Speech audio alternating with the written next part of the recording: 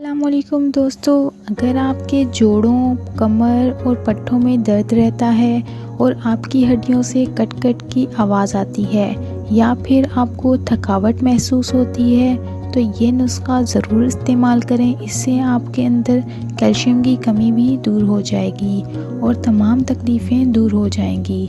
Video start کرنے سے پہلے میری آپ سب سے ریکویسٹ ہے، اگر آپ چینل پر نئے ہیں تو میرے چینل کو سبسکرائب کر دیں اور بیل آئیکن پر کلک کر دیں تاکہ آنے والی ہر ویڈیو آپ تک پہنچ سکے۔ آئیے جانتے ہیں ایسی کون سی چیزیں ہیں جن کا استعمال کر کے آپ کمر درد، جوڑوں کے درد، کیلشیم کی کمی اور بہت سی تکلیفوں سے چھٹکارا حاصل کر سکتے ہیں۔ دوستو، سب سے پہلے آپ نے ایک چائے کا چمچ سفید تل لینے ہیں، لیکن اس بات کا دھیان رہے تل کا زیادہ استعمال پیٹ میں گرمی پیدا کر سکتا ہے، اسی لیے ایک دن میں ایک ہی چمچ استعمال کرنے ہیں۔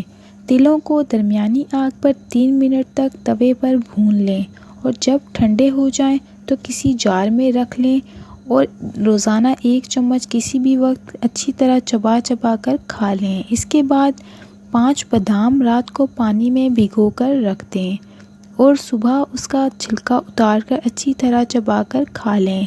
اس کے بعد 1 گلاس نیم گرم دودھ پی لیں۔ تل اور بادام کا استعمال ایک ساتھ کرنے سے جلدی فائدہ حاصل ہوگا۔ اس کا استعمال 1 ہفتے تک کرنا ہے۔ اگر آپ کی ہڈیوں میں درد ہوتا ہے اور اٹھنے بیٹھنے میں تکلیف ہوتی ہے، تھکاوٹ محسوس ہوتی ہے تو اس کے استعمال سے آپ کی یہ تکلیفیں دور ہو جائیں گی۔ اس کے علاوہ تل اور بادام کا استعمال کرنے سے جوڑوں کا درد ختم ہو جائے گا، کیلشیم کی کمی کو دور کر دیتا ہے، کبھی بھی آپ کو کیلشیم کی کمی نہیں ہوگی۔